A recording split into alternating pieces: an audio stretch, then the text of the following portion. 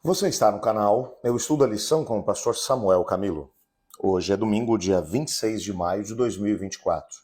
E o tema que estudaremos na nossa lição da Escola Sabatina será o Santuário e a Lei. Existem vários textos que aparecem aqui no contexto do nosso guia de estudos. Hoje eu te desafio a lê-los todos depois em casa.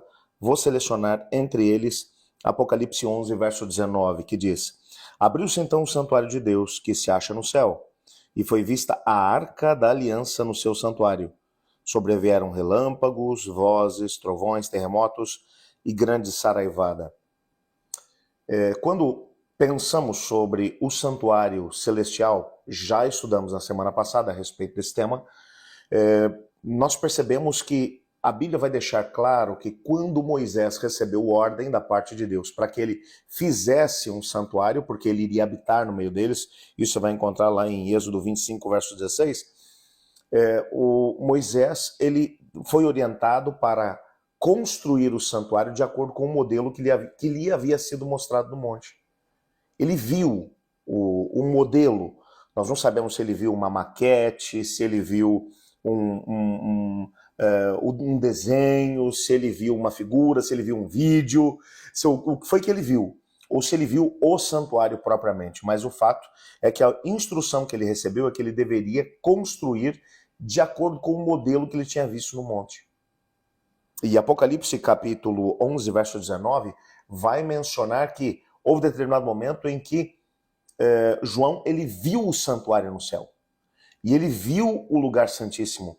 Ele viu a arca da aliança dentro do lugar santíssimo. É claro, não estamos aqui mencionando que essa arca da aliança que João viu foi a mesma que estava lá em Jerusalém. Até porque nós sabemos que a arca da aliança, e Ellen White vai mencionar, vai falar a respeito disso, que a arca da aliança ela foi retirada de dentro do templo de Salomão um pouquinho antes de Nabucodonosor invadir e tomar a cidade.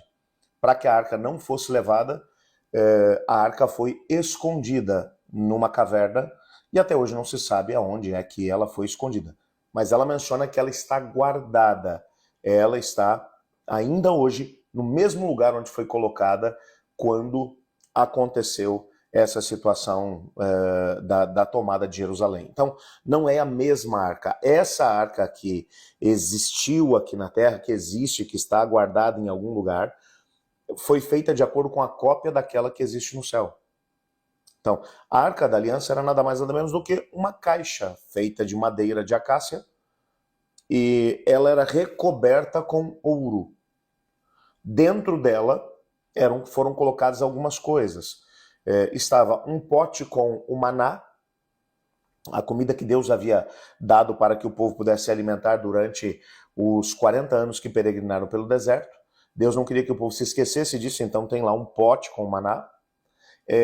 A vara de Arão, o cajado de Arão, que acabou florescendo quando houve aquela situação entre os próprios levitas, mencionando por que Arão é que foi escolhido como sumo sacerdote, por que nem todo mundo podia servir dessa maneira. O Senhor Deus disse, olha, cada líder de tribo vai trazer aí a sua vara, Arão vai colocar dele também. A vara que florescer no dia seguinte, de um dia para o outro, essa será a demonstração sobrenatural de que eu escolhi esse indivíduo para poder ser o sacerdote e a sua família também. E a vara de Arão floresceu. Essa vara, ela continua dentro da Arca da Aliança. E existem também, está lá dentro também, as tábuas de pedra, não mais aquelas que foram lavradas pelo próprio Deus, porque essas o Moisés quebrou.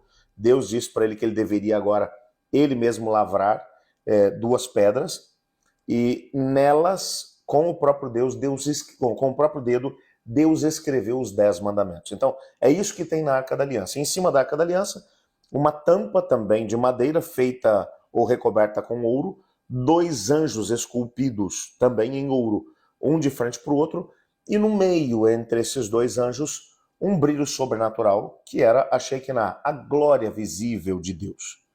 Era Deus que estava ali. Então, essa era a Arca da Aliança que ficava no lugar santíssimo. Se tiver alguma dúvida sobre isso, dá uma olhada aí Nos vídeos da semana passada, da lição da semana passada, que estão aí no nosso canal, eu estudo a lição com o pastor Samuel Camilo aqui no YouTube, e você vai ter a oportunidade de poder rever alguns desses elementos. O fato é que a lei de Deus, ela aparece ali. E quando você pensa sobre isso, você pensa nos nossos pioneiros. Pense que quando o movimento adventista do sétimo dia começou, haviam pessoas de todas as denominações religiosas que haviam se agregado, alguns deles, para você poder ter ideia. Ellen White vinha da denominação metodista, Tiago White e José Bates vinham da Conexão Cristã, Uriah Smith também da Conexão Cristã. Haviam várias denominações, haviam batistas do sétimo dia, batistas, presbiterianos, luteranos, entre outros. Os nossos pioneiros, porque conforme eles estava acontecendo a pregação de Guilherme Miller, houve um determinado momento em que esses indivíduos foram expulsos dessas igrejas. E num primeiro momento eles não tinham a ideia de montar uma outra igreja, de criar uma outra igreja. Mas como tinham sido expulsos, eles se reuniam para poder estudar e ao mesmo tempo congregar em igreja. Depois que aconteceu o desapontamento de 1944, o grupo que permaneceu, eles começaram a estudar a Bíblia. Um dos primeiros indivíduos a ter uma ideia, uma noção a respeito da questão da santidade da lei de Deus e principalmente da questão do sábado foi José Bates, o capitão Bates. Era um dos mais velhos do grupo, era um capitão já reformado da Marinha norte-americana. José Bates, ele começou a estudar de forma profunda a questão da lei. E durante muito tempo, os pioneiros, entre eles a própria Ellen e o Tiago White, chegaram a olhar para aquilo que eram as falas dele sobre a questão da lei de Deus como práticas judaizantes. Até que ela mesma, Ellen White, teve uma visão onde ela viu a Arca da Aliança no Santuário Celestial e ela viu os mandamentos. E viu que o mandamento do sábado brilhava mais do que os outros, porque ele indicava a Deus como Criador.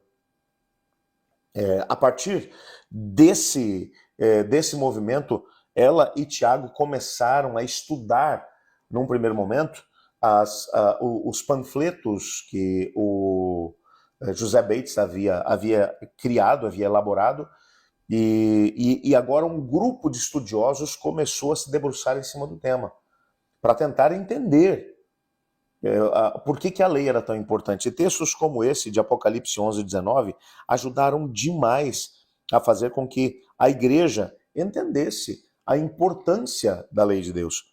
Há um texto que aparece no nosso guia de estudos, do livro Grande Conflito, na página 365, onde Ellen White escreveu o seguinte: dentro do Santo dos Santos, no Santuário Celestial, a lei divina está sagradamente guardada.